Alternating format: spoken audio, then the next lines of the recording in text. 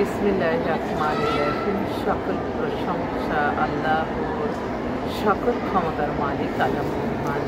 আসসালামু আলাইকুম আমার প্রাণ প্রিয় সকল আপনজন, কেমন আছেন? আমি আপনাদেরই কান্তা আপা আবারও চলে আসলাম। আমার এই একটাই ফেসবুক আইডি, আর কোনো আইডি নাই। আমার একটাই ইউটিউব চ্যানেল। আমি পবিত্র মদিনা শরীফে আছি। আমি সকলকে সালাম ও দোয়া জানাই। নবীজি রওজা মোবারকে সকলেরই সালাম ও দোয়া পৌঁছে দিলাম। এই মুহূর্তে আসলে আমার দুইটা বোন, তারা মদিনায় থাকা অবস্থায় ফোন করেছে তাদের মেয়েদের জন্য। আমার একটা বোন, তারা বনানীতে বাসা।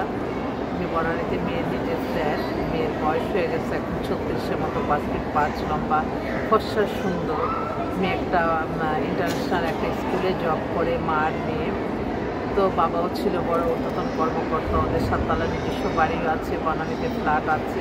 মেয়েটা একটু স্বাস্থ্য ভালো। তো উনি চাচ্ছে একটা অবিবাহিত চাকরিজীবী আবার ব্যবসায়ী হোক, দেশে থাকা ভালো একটা ছেলে। ছেলের কোনো শিক্ষিত হলে ভালো একটা চাকরি করলো বা ব্যবসা করলো, থাকার জায়গা নাই। বাট মেয়ের মা বলছে যে আমার মেয়ের নামে তো ফ্ল্যাট আছে বনানীতে, তারা ওখানে থাকতে পারবে।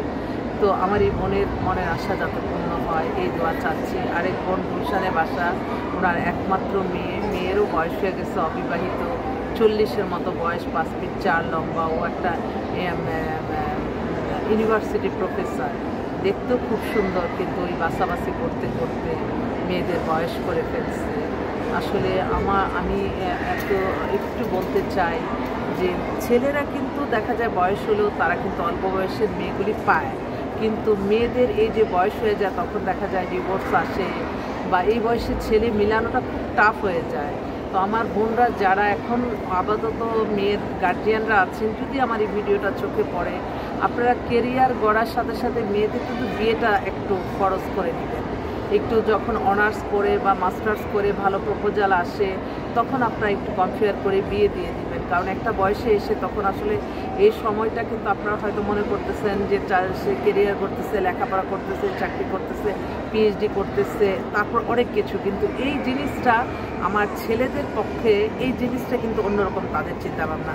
তারা অনেক উচ্চ ডিগ্রিধারী পাত্র, বাট তারা নর্মাল একটা অনার্স বিবিএর মেয়ে নেয়। ওদের প্রথমেই বলে সুন্দরী একটা মেয়ে দেন। আর কিছু কিছু গার্জিয়ানের মধ্যে একটাই প্রশ্ন, 35-40 তাদের বাচ্চা কাচ্চা হবে না।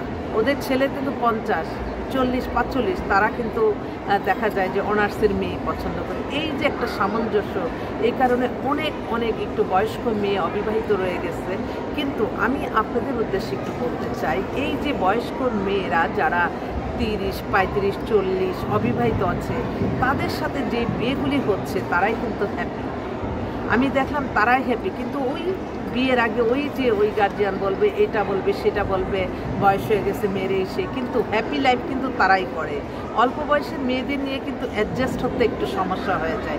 এটা আমি বাস্তব অভিজ্ঞতা থেকে একটু তুলে ধরলাম। তো আপনারা একটু যে এই চিন্তাটা কখনো করবেন না যে মেয়েদের বয়স হয়ে গেলে বাচ্চা হয় না। এটা একটু ভুল ধারণা কিন্তু। তবে হ্যাঁ, এটা একটা সময় থাকে 30 থেকে 32-33 এর মধ্যে, কিন্তু তারপরে কিন্তু আল্লাহ কখন কার ভাগ্যে কী দেয় এটা কিন্তু কেউ বলতে পারে না। আপনি সব কিছু সফলতা আসবে আপনার ইবাদত, বন্দেগী, নামাজ, রোজা, হজ, যাকাত, উমরা পালন, ভালো কাজের মাধ্যমে। আপনি যত ভালো কাজ করবেন আপনার জীবন পরিচালনা তত ভালো হবে, এটা মনে রাখবেন। তো সবাই ভালো থাকবেন, ইনশাল্লাহ দেশে যেয়ে দেখা হবে। যারা দেখা করতে আসতে চান আসেন আমার অফিসে। আমাদের অফিসের ঠিকানাটা বলে দিচ্ছি, বাড়ির number 8, block B, main road, Banasree, Rampura, lifted 2। আর মোবাইল তো আছে, ইনশাল্লাহ দেখা হবে। আসসালামু আলাইকুম।